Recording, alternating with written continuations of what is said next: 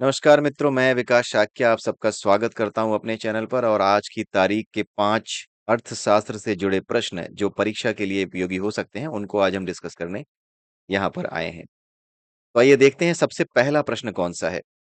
सबसे पहला प्रश्न है राष्ट्रीय अवसंरचना पाइपलाइन यानी नेशनल इंफ्रास्ट्रक्चर पाइपलाइन एनआईपी, इसके संबंध में निम्नलिखित कथनों पर विचार करें। सबसे पहला है एनआईपी का लक्ष्य 2030 तक भारत की लॉजिस्टिक लागत को सकल घरेलू उत्पाद के 8% तक लाना है। एनआईपी के कुल बजट का एक बड़ा हिस्सा ऊर्जा और सड़क क्षेत्रों पर केंद्रित है। एनआईपी का उद्देश्य केवल विदेशी निवेश को आकर्षित करना है, न कि घरेलू निजी क्षेत्र के निवेश को। तो आइए देखते हैं इसमें से कौन कौन सा सही है। सबसे पहले तो आप वीडियो को स्टॉप करें और कोशिश करें ये पता करने की कि आपको कौन कौन से सही लग रहे हैं इसमें। ऑल राइट, सो देखते हैं कौन कौन से उत्तर इसके सही हैं। केवल एक और दो। पहला उत्तर इसका सही है और दूसरा उत्तर इसका सही है। दूसरा कथन सही है, पहला कथन सही है बेसिकली। सो एनआईपी का मुख्य लक्ष्य भारत की लॉजिस्टिक लागत को घरेलू उत्पाद के सकल घरेलू उत्पाद के 8% तक लाना है। लॉजिस्टिक क्या होता है?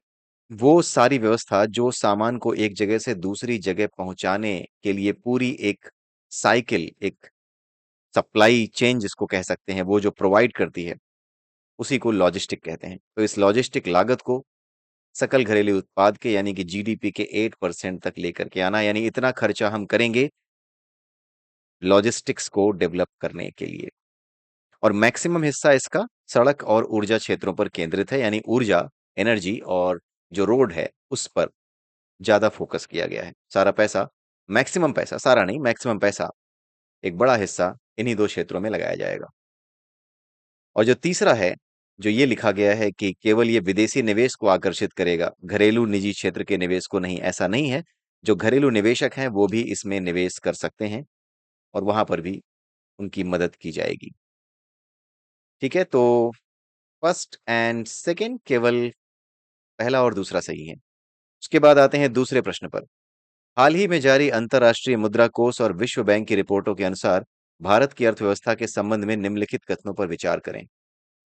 पहला कथन है आईएमएफ ने वर्ष 2025 में भारत की जीडीपी वृद्धि दर 6.2% रहने का अनुमान लगाया है।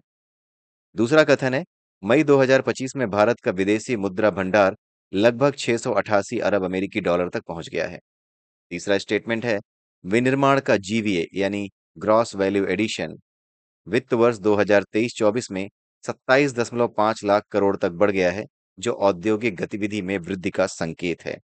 अब ये मैक्सिमम चीजें यहाँ पर आपकी फैक्ट और फिगर्स के बेसिस पे हैं। जो यहाँ पर आपको फैक्ट्स दिए गए हैं, जो फिगर्स दिए गए हैं, 6.2%, 688 अरब अमेरिकी डॉलर, और तीसरा है कितने लाख करोड़ रुपए तक हमारा जीवीए बढ़ गया है, राइट? क्योंकि ये सारी चीजें न्यूज में रहती हैं। और अगर बात हो रही है वृद्धि दर की बात करने की, भारत की वृद्धि दर इतनी रहेगी 6.2%, तो कहीं ना कहीं ये चीज रही होगी न्यूज में। कहीं ना कहीं जो विदेशी मुद्रा भंडार है उसकी बात भी हुई होगी कि भारत का विदेशी मुद्रा भंडार या तो कम हुआ है या ज्यादा हुआ है, राइट? अगर यहाँ पर ज्यादा हुआ है तो भी वो न्यूज है, कम हुआ है तो भी वो न्यूज है। तो अगर न्यूज पे आपने नजर रखी होगी तो निश्चित रूप से जो आंकड़े होते हैं वो आपको याद हो जाते हैं। हमारे माइंड का पैटर्न होता है कि जो चीज इंपॉर्टेंट होती है, जिस चीज पर हम फोकस करते हैं, जो चीज हमारे लिए इंपॉर्टेंट होती है, उससे जुड़े आंकड़े हमारे दिमाग में चिपक जाते हैं। तो कौन सी चीज इंपॉर्टेंट होनी चाहिए, ये इस क्वेश्चन से पता लग रहा है। इसका मतलब है कि भारत की वृद्धि दर मुख्य चीज तो ये है, भारत का विदेशी मुद्रा भंडार मुख्य चीज तो ये है, भारत का विनिर्माण का यानी इंफ्रास्ट्रक्चर का जो आपका विनिर्माण का, नॉट इंफ्रास्ट्रक्चर, विनिर्माण का जो जीवीए है, ग्रॉस वैल्यू एडिशन, यानी ग्रॉस वैल्यू एडिशन, इसकी बात भी हो रही है।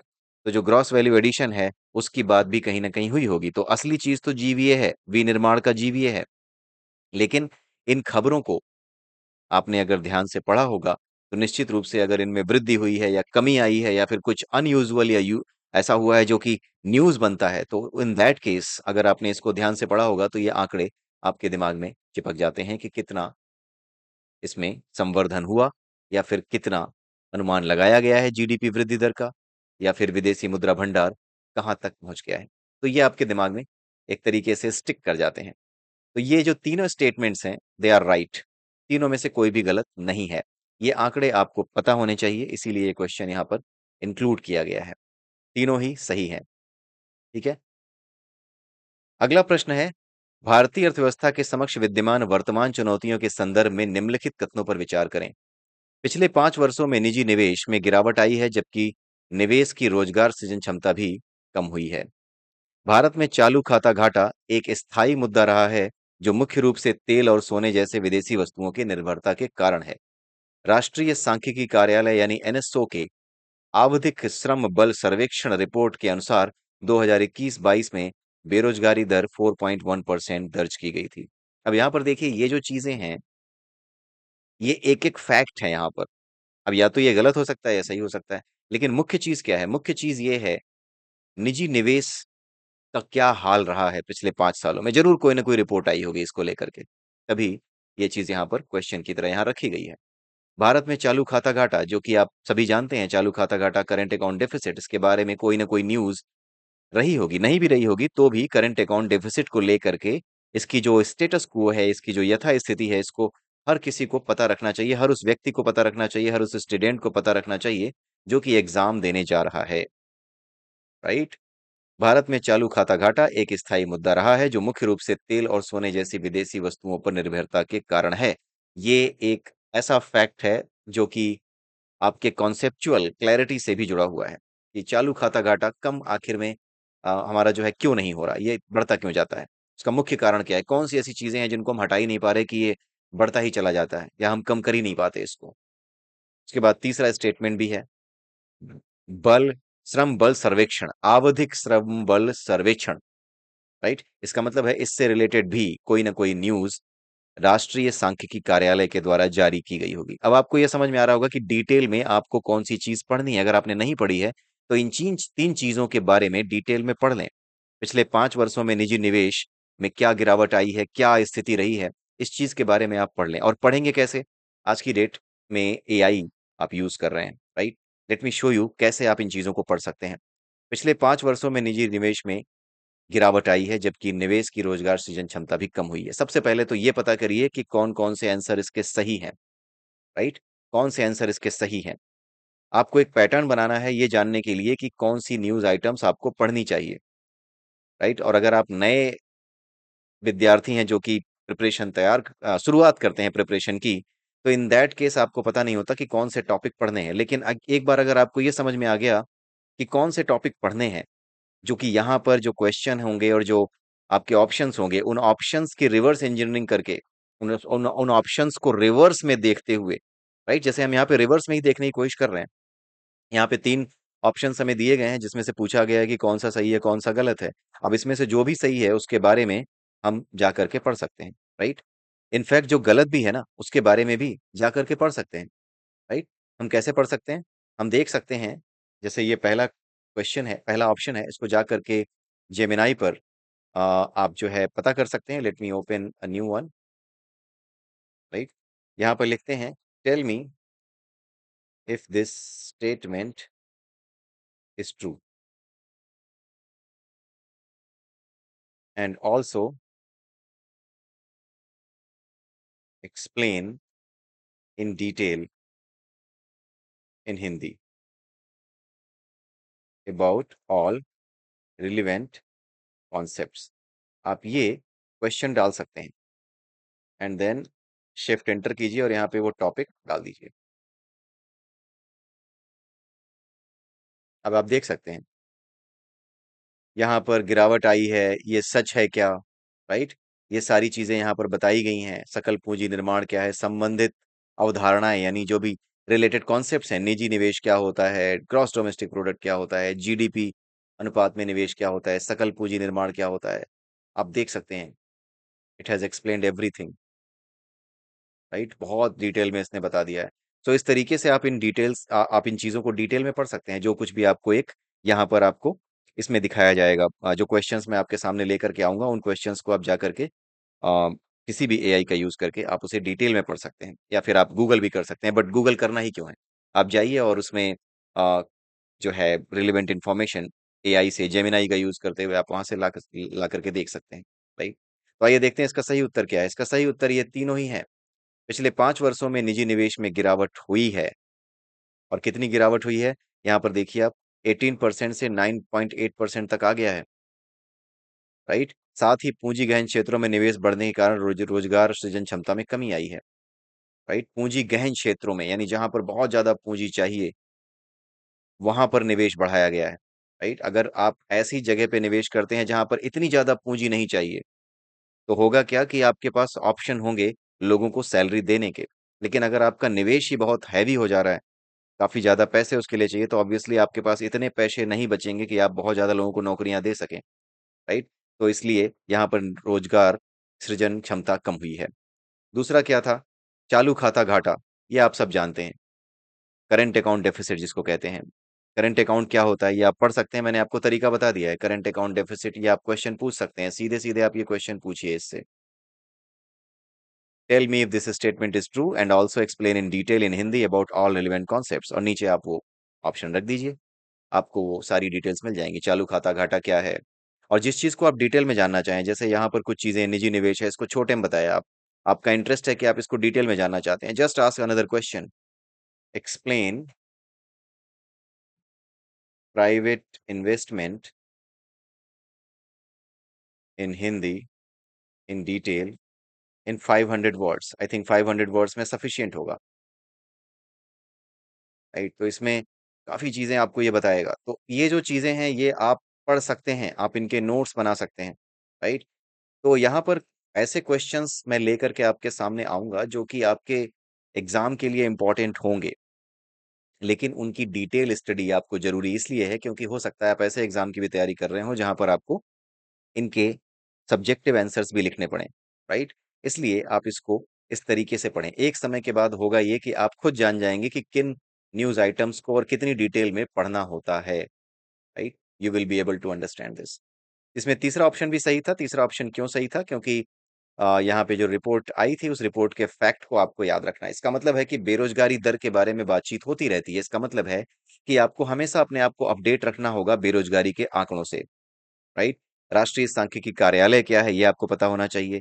आवधिक श्रम बल सर्वेक्षण पीएलएफएस ये क्या है, ये रिपोर्ट क्या है, इसके बारे में पता होना चाहिए। तो जितने भी यहाँ पर आपको टॉपिक्स दिख रहे हैं, ये क्वेश्चंस बहुत ही बारीकी से तैयार किए गए हैं, और यहाँ पर हर क्वेश्चन के हर ऑप्शन में जो कुछ भी टॉपिक्स आपको दिख रहे हैं, राइट? जैसे निजी निवेश दिख गया, यहाँ पे चालू खाता घाटा दिख गया, ये वो चीजें हैं, ये वो टर्म्स हैं जिसके बारे में आपको पता होना ही चाहिए, राइट? सो आप इन चीजों को डिटेल में देख सकते हैं, पता कर सकते हैं कि क्या है। एंड यहाँ पर जब आप क्वेश्चन पूछें, अगर आपको ये ज्यादा टफ आंसर देता है तो आप इससे पूछ सकते हैं, can you give me the answer in layman terms, can you give me the answer in layman terms for, item डाल दीजिए आप यहाँ पे, प्राइवेट इन्वेस्टमेंट फॉर एग्जाम्पल,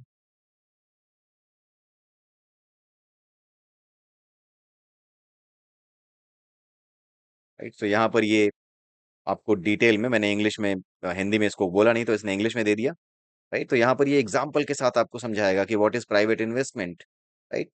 तो आप एक एक टॉपिक को ऐसे करके पढ़ सकते हैं, और यहाँ पर जो क्वेश्चंस दिए गए हैं इनके आंसर आप समझ सकते हैं कि ये क्वेश्चंस इतने इंपॉर्टेंट नहीं रह जाएंगे अगर आपने डिटेल में चीजों को पढ़ लिया। जिन चीजों को आपको डिटेल में पढ़ना चाहिए वो ये चीजें हैं, निजी निवेश, चालू खाता घाटा। अगर आपने इन चीजों को पढ़ लिया है, आप जानते हैं कि ये चीजें पूछी जाती हैं, बार बार आ सकती हैं, राइट? तो इन दैट केस आप इन क्वेश्चंस को, इस पैटर्न को पकड़ करके, इस पैटर्न को जानने के बाद आप न्यूज आइटम्स जब भी पढ़ेंगे तो आप उन्हीं न्यूज आइटम्स को पढ़ेंगे जो कि आपके काम के हैं, या फिर उन पे ज्यादा जोर देंगे जो आपके काम के हैं। आइए देखते हैं चौथा प्रश्न। भारतीय रिजर्व बैंक की मौद्रिक नीति के संदर्भ में निम्नलिखित कथनों पर विचार करें। मौद्रिक नीति का प्राथमिक उद्देश्य वृद्धि को ध्यान में रखते हुए मूल्य स्थिरता बनाए रखना है। आई थिंक ये करेक्ट है। तो मौद्रिक नीति क्या होती है ये आप जाकर के पढ़ सकते हैं, डिटेल में जाकर के पढ़ने की कोशिश कीजिए।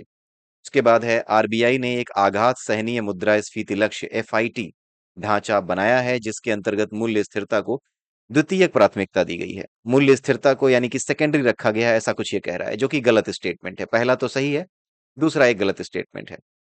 लेकिन इसमें समझने वाली चीज क्या है? आघात सहनीय मुद्रास्फीति लक्ष्य एफआईटी ये क्या है, इसके बारे में आपको पढ़ना होगा।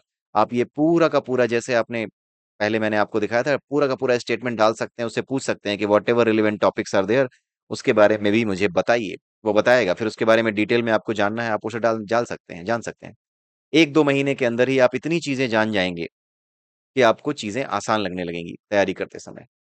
वित्तीय समावेशन और सुरक्षित भुगतान व निपटान पर ध्यान केंद्रित करने से मौद्रिक नीति की विश्वसनीयता में सुधार होता है। वित्तीय समावेशन यानी फाइनेंशियल इंक्लूजन और सुरक्षित भुगतान व निपटान पर ध्यान केंद्रित करने से मौद्रिक नीति की विश्वसनीयता में सुधार होता है। अब ये जो सेंटेंस है, ये सही है या गलत है? आपको सही लग रहा है या गलत लग रहा है? ये तो आप यहाँ पर बता सकते हैं कि हाँ यार ये सही है। लेकिन सही क्यों है? ये होगा आपका अगर आप कहीं ऐसा एग्ज़ाम देते हैं आईएएस का या पीसीएस का जहाँ पे रिटन एग्ज़ाम भी होता है, जहाँ पर आंसर लिखने होते हैं क्वेश्चन्स के, तो वहाँ पर यही चीज़ आपके लिए क्वेश्चन बन करके आ सकती है कि वित्तीय समावेशन और सुरक्षित भुगतान व निपटान पर ध्यान केंद्रित करने से मौद्रिक नीति की विश्वसनीयता में सुधार होता है। इसका आलोचनात्मक या इसका समालोचनात्मक विश्लेषण कीजिए। इस तरह के प्रश्न आते हैं। तो जितने भी कॉन्सेप्ट्स हैं, ये सब इसी तरीके से समझते हुए आप अपने गूगल जेमिनी से या फिर कोई भी जो आपके पास एआई अवेलेबल है, उससे ये क्वेश्चंस डिस्कस कर सकते हैं and then it will be able to tell you. यहाँ पर आपको दिखेगा कि पहला और तीसरा ही सही है, यानी ऑप्शन बी सही है, आप देख सकते हैं। ऑप्शन बी केवल 1 और 3 सही है। दूसरा सही क्यों नहीं है? क्योंकि इसमें जो मूल्य स्थिरता है यानी स्टेबिलिटी ऑफ प्राइसेस, चीज़ों का जो प्राइस है उसको स्टेबल रखना, इस चीज़ को प्राथमिक लक्ष्य रखा गया है, इसको द्वितीयक नहीं रखा गया है। This is not secondary, this is primary, ठीक है? तो यहाँ पर द्वितीयक बताया गया है यानी कि आरबीआई के लिए हमेशा मूल्यों को स्थिर रखना प्राथमिकता है। प्राथमिकता यानी पहली प्राथमिकता है ये।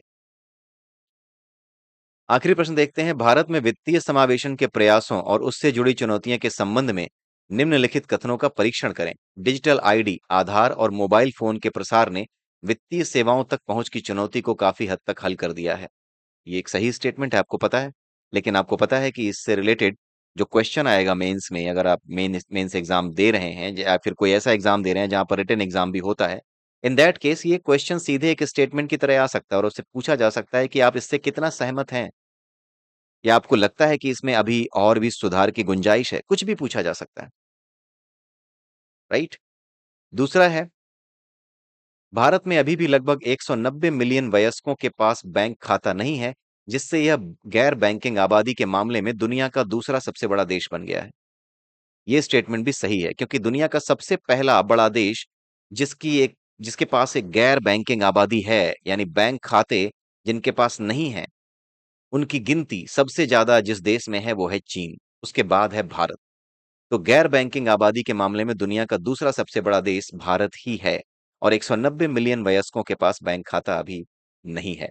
अनौपचारिक और नकदी आधारित अर्थव्यवस्था वित्तीय समावेशन के डिजिटल पहलुओं को अपनाने में एक बड़ी बाधा बनी हुई है। ये भी क्या है? सही स्टेटमेंट है, लेकिन अगर आप इसको ध्यान से देखें तो ये सही स्टेटमेंट अपने आप में एक मेंस का क्वेश्चन बनने लायक है, जहां पर आपसे पूछा जा सकता है कि आप अपने विचार रखिए, समालोचनात्मक विश्लेषण कीजिए या आलोचनात्मक विश्लेषण कीजिए, कैसे भी पूछा जा सकता है। यहाँ पर तीनों स्टेटमेंट सही हैं। D is the right answer. अगर आप इसको देखेंगे तो यहाँ पर ये दिखाई देता है आपको कि क्यों ये सही है। You can read it. Jam Trinity और भुगतान प्रणाली के विकास के साथ डिजिटल आईडी, आधार और मोबाइल फोन के प्रसार ने वित्तीय सेवाओं तक पहुंच और उपयोग की चुनौतियों का काफी हद तक समाधान किया है। दूसरा कथन क्यों सही है? चीन के बारे में बताया गया है। तीसरा कथन क्यों सही है? भारत की अर्थव्यवस्था का एक बड़ा हिस्सा अभी भी अनौपचारिक और नकदी आधारित है, यानी अभी भी लोग इस बात से हिचकते हैं कि वो ऑनलाइन पेमेंट करें, पेटीएम का यूज करें या इन चीजों का यूज करें जो कि ऑनलाइन पेमेंट के लिए यूज की जाती हैं। तो अभी भी बहुत से लोग इस चीज को लेकर के जागरूक नहीं है। वो अभी भी गांव में या अन्य क्षेत्रों में अभी भी वो कैश की डिमांड करते हैं, राइट? तो आई होप आपको ये वीडियो अच्छा लगा होगा। ये 5 प्रश्न बड़े इंपॉर्टेंट हैं और इसमें से काफ़ी कुछ आने की संभावना है। इसलिए आप इनको डिटेल में पढ़ें।